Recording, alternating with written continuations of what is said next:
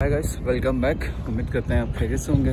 तो आज की वीडियो में जो है मैं कुछ क्वेश्चन ऐसे हैं जिनके जवाब देना मैं बहुत लाजमी समझता हूँ। तो मैंने 2-4 क्वेश्चन अपने पास लिखे हैं, तो मैं आपको इसके आंसर्स देता हूँ इस वीडियो में। तो सबसे पहला इम्पोर्टेंट भी और पहला भी क्वेश्चन ये है जो बैंक स्टेटमेंट से रिलेटेड है। काफ़ी सारे स्टूडेंट्स ये मैसेज करते हैं कि मेरी समरी फॉरवर्ड हो गई है, मेरा एडमिशन हो गया है, तो क्या मैं अब अपनी बैंक स्टेटमेंट बनाऊं, अब अपना बैंक अकाउंट खुलवाऊं।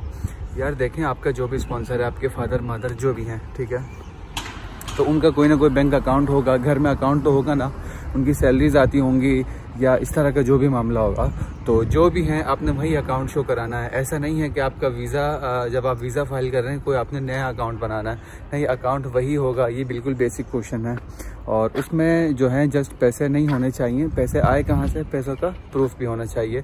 ये बात मैं अपनी हर वीडियो में बताता हूँ। और उसके अलावा ऐसा नहीं है कि आपने अचानक से अकाउंट खुलवा लिया और फिर आप उसमें जो भी पैसे हैं 20, 25, 30, 35 लाख पैसे उसमें डिपॉजिट करेंगे और फिर वो वीज़ा फाइल के साथ अटैच करेंगे जस्ट बैंक स्टेटमेंट। अगर आप ऐसा करेंगे तो आप अपने वीज़ा के चांसेस जो हैं बिल्कुल ज़ीरो ही समझें, जहाँ तक मुझे पता है। तो ऐसा बिल्कुल आपने नहीं करना है। तो बैंक स्टेटमेंट वाला मामला जो होता है ना आपकी फ़ाइल में, तो वो सबसे इम्पोर्टेंट मामला होता है और आपने उसको बहुत अच्छे से देखना है, और ताकि आपका वीज़ा जो है वो रिजेक्ट ना हो और वीज़ा के चांसेस ज़्यादा हों। इसी तरह 2-4 दिन पहले मुझे एक कमेंट मिला यूट्यूब पर। वो कमेंट ये था कि एक बंदे ने कमेंट किया था, I am delivery rider, so how to proof या how can I arrange bank statement. तो यार इटली का मामला ऐसा है कि अगर आपके पास पैसे हैं और आप बैंक स्टेटमेंट अरेंज कर सकते हैं और उन पैसों का आप प्रूफ शो कर सकते हैं, तो ही आप इटली आ सकते हैं, तभी आपको वीज़ा मिलेगा। उसके अलावा वीज़ा नहीं मिलेगा।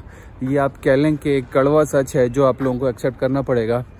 तो अगर मेरा केस है जो मैंने आपको बताया, और बार बार मैं अपना ही बताता हूँ कि किसी और को क्या बताऊँ, कि मेरे फादर जो हैं वो अभी अपने डिपार्टमेंट से रिटायर हुए थे, तो बहुत सारे पैसे आए थे, तो मैंने वो पैसे भी दिखाए, पैसों का प्रूफ भी दिखाया। अभी फॉर एग्जांपल एक और बंदा कहता है कि मेरे फादर जो हैं शॉपकीपर हैं, तो मैं बैंक स्टेटमेंट कैसे अरेंज करूं। यार अब ये चीज़ मैं कैसे बताऊंगा, आप लोग मुझे ये बताओ कि अगर आपके फादर बैंक शॉपकीपर हैं या फॉर एग्जांपल आप कोई इस तरह की और जॉब करते हैं, जब आप 30-35 लाख अरेंज कर ही नहीं सकते, तो ये बात आप एक्सेप्ट कर लें कि इटली आपको वीज़ा नहीं देगा, ठीक है। तो वीज़ा ऑफिसर ये सब चीज़ें देखता है, तभी आपको वीज़ा मिलता है, उसके अलावा वीज़ा नहीं मिलता है। यार इसके साथ एक और पॉइंट ऐड करता चलूँ, वो ये है कि अगर आप अपनी वीज़ा फाइल में फाइनेंशियल डॉक्यूमेंट्स के साथ कोई इस तरह के डॉक्यूमेंट अटैच करते हैं, जैसा कि काफ़ी लोग जो हैं वो कोई प्रॉपर्टी है, कोई प्लॉट वगैरह होता है, अपनी गाड़ी बेचते हैं, तो उसकी सेल डीड लगाते हैं और जो बाकी डॉक्यूमेंट्स होते हैं वो उसके साथ अटैच करते हैं।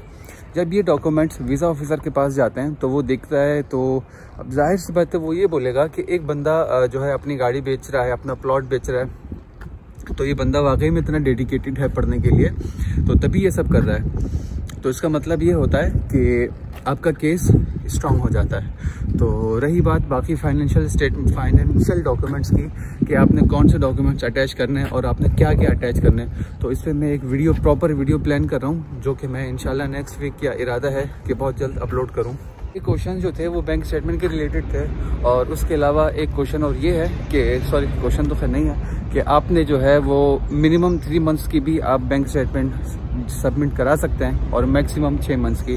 वही बात है ना कि जितनी ज़्यादा कराएंगे तो अच्छी बात है। अब जाहिर सी बात है 3 मंथ्स में कितना चांस होगा, 6 मंथ में कितना होगा, लेकिन कोई भी कराते हैं, कुछ नहीं होता। वीज़ा आपको मिलना हो तो वीज़ा मिल जाता है, जैसे लास्ट ईयर काफ़ी सारों को मिला है। तो सेकेंड लास्ट जो क्वेश्चन था वो ये था कि आपको सीनियर बनवाना चाहिए या फिर आपको डीओवी बनवाना चाहिए।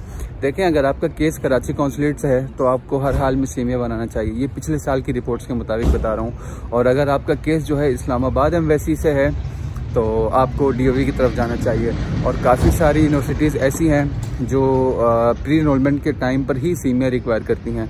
तो अगर फॉर एग्जांपल कोई बंदा इस्लामाबाद का है जिसने इस्लामाबाद से केस कराना है और उसने उसका किसी ऐसी यूनिवर्सिटी में एडमिशन हो गया जिसने प्री इनरोलमेंट के वक्त ही डीओवी मांगा है या सीमिया मांगा है, तो डीओवी तो सब बन नहीं सकता, तो जाहिर सी बात है आप सीमिया ही बनवाएंगे।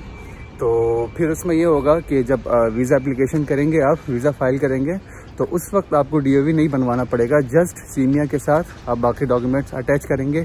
लेकिन सीमिया और डीओवी में फ़र्क इतना है कि सीमिया जो है वो आपको 50,000 से मेरे ख्याल में अब तो 70,000 80,000 तक की बात हो गई है, उतने का पड़ेगा। और DOV कोई 1000-1500 तक का मिल जाता है। तो मैं आपको सजेस्ट करूँगा कि अब जो भी आपका केस है उसको सोच समझ के करें कि आपने सीमिया कराना है, DOV कराना है। तो बाकी इस्लामाबाद वाले सब्र का दामन थामें और आप DOV और वीज़ा फ़ाइल एक साथ अटैच कर सकते हैं, एक साथ कर सकते हैं, ये मैंने पूछा है। और उसके अलावा फिर कराची वाले जो है सीमिया की तरफ ही जाएंगे। और कब जाना है वो भी बताता हूँ। जैसा कि मैंने अभी बताया कि सीमिया कितना कॉस्टली है, तो आप लोग सीमिया तब ही बनवाओ कि जब आप इतनी बैंक स्टेटमेंट अरेंज कर सको, अपने फाइनेंशियल डॉक्यूमेंट जो है वो प्रॉपर आप दे सको। अगर आप सीमिया बनवा लेते हो कोई 60-70 हज़ार में, फिर बाद में आपको पता चलता है कि यार अपने फाइनेंशियल डॉक्यूमेंट्स आपके ठीक नहीं हैं, आप बैंक स्टेटमेंट अरेंज नहीं कर सकते। काफ़ी लोग भी कहते हैं कि मैं मामू से पैसे ले लूँ क्योंकि मेरे मामू मुझे शुरू से वो स्पॉन्सर करते हैं। नहीं यार, ऐसा नहीं होता। आपने वीज़ा फाइल करनी है, एक हफ्ते पहले आप मामू से लोन लेके अपने अकाउंट में पैसे डिपॉजिट करते हो, तो आप वीज़ा ना ही समझो। तो ऐसे वीज़ा नहीं मिलता। प्रॉपर आपको फाइनेंशियल स्टेटमेंट बनानी पड़ती है, बैंक स्टेटमेंट, और उसके डॉक्यूमेंट्स भी प्रॉपर होने चाहिए। तो ये थी, उम्मीद करते हैं ये चीज़ें आपको समझ आई होंगी। और अगर नहीं समझ आई है तो आप कमेंट कर सकते हैं, कमेंट्स में आप पूछ सकते हैं। लास्ट क्वेश्चन जो है वो ये कि आपने डॉक्यूमेंट जो है वो लीगलाइजेशन और ट्रांसलेशन, मैंने अपनी पिछली वीडियोस में बताया था कि वो जो मैंने वीडियो बनाई थी वो तकरीबन मैंने एर्गो के हिसाब से आपको बताया था कि एर्गो रीजन में अगर आपका जो एडमिशन हुआ, आपकी जो यूनिवर्सिटी है वो एर्गो रीजन में है, रेजियो एमिलिया है, एमिलिया रोमेनिया में है, तो आप अपने डॉक्यूमेंट्स लीगलाइज कराएंगे, ट्रांसलेट कराएंगे, इस तरह भेजेंगे। लेकिन आपका जहाँ भी एडमिशन हुआ है पूरे इटली में, पूरे जिस भी यूनिवर्सिटी में हुआ है, तो सब रीजन जो है वो एक जैसा नहीं है। हर रीजन की अलग अलग रिक्वायरमेंट होती है। जैसा कि हमारे रीजन में पिछले साल जो इनकम डॉक्यूमेंट्स था, इनकम डॉक्यूमेंट की जो रिक्वायरमेंट थी वो थी 2021 की, लेकिन दूसरे रीजन्स में 2020 की रिक्वायरमेंट थी, किसी में किसी और की रिक्वायरमेंट थी। तो मैं ये कहूँगा कि अभी आप जो है इनकम डॉक्यूमेंट्स फ़िलहाल ना बनवाएं, तो ज़रा सा सब्र का दामन थामें। जैसे ही एप्लीकेशंस ओपन होती हैं, कॉल्स आएंगी, तो आप लोगों को पता चल जाएगा। नहीं पता चला, मैं वीडियो बनाऊँगा तो आपको पता चल जाएगा। तो उस वक्त आप अपने इनकम डॉक्यूमेंट्स बनवाइएगा। और सबका जो तरीक़ाकार एक नहीं होता, सबका अलग अलग है। आपने बलोनिया के लिए, एमिलिया रोमेनिया के लिए भिजवा दिए डॉक्यूमेंट्स, तो इसी तरह लाजिम नहीं है कि आपने बाकी रीजन्स के लिए भी इसी तरह डॉक्यूमेंट्स भिजवाने हैं या कोई तरह का प्रोसेस होगा। तो जब एप्लीकेशंस ओपन होंगी आपको ये सारी चीज़ें डिटेल में पता लग जाएंगी। तो इसीलिए ज़रा से सब्र का दामन थामें और बाकी अपना वीज़ा प्रोसेस जो है, आपकी वीज़ा डॉक्यूमेंट जो है, वीज़ा फ़ाइल, उस पर फोकस करें और उसको रेडी करते रहें। तो इंशाल्लाह बाकी वीडियोस में, अगले आने वाली वीडियोस में मैं ये सारी चीज़ें आपको डिटेल में एक्सप्लेन करता रहूँगा।